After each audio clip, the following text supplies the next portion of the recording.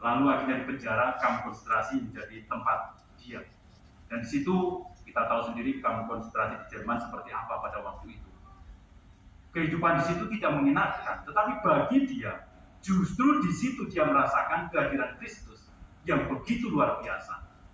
Dia mengungkapkan, saya tidak pernah merasakan demikian dekat dengan Kristus.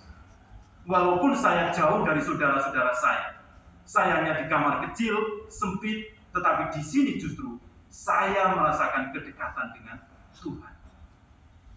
Penderitaan yang dia alami ternyata tidak membuat dia putus asa. Dia tetap bertahan di situ dan dia tahu ini semua dia tanggung untuk sebuah kebenaran. Ini dia tanggung untuk sebuah keutamaan yang lebih besar. Dan ini yang kemudian menginspirasi banyak orang juga. Misalnya juga Edith Stein.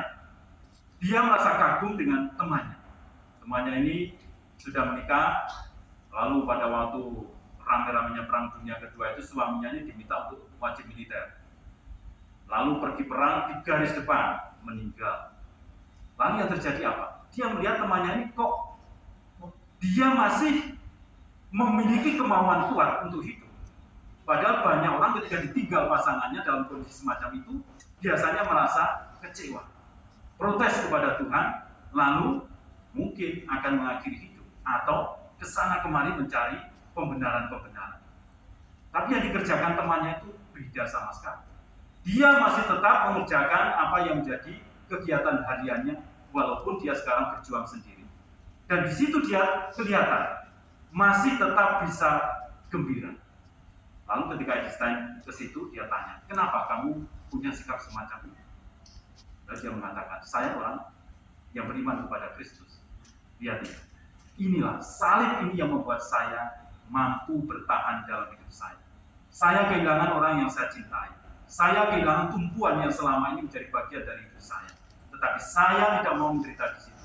Karena seperti Kristus ini, dia tetap mau menderita, kendati dia diperlakukan macam-macam itu. Tetapi toh pada ujungnya, dia akan bangkit. Dan itulah yang menguatkan saya.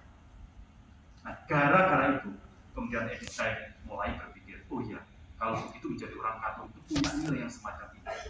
Akhirnya dia menjadi Katolik dan sampai pada akhirnya masuk menjadi biarawati Karmelites. Ini menunjukkan kepada kita bahwa salib, penderitaan bukanlah sebuah alasan bagi kita untuk berhenti berjuang. Tetapi justru dalam salib dan penderitaan itu, kita diajak untuk terus-menerus meneguhkan iman kita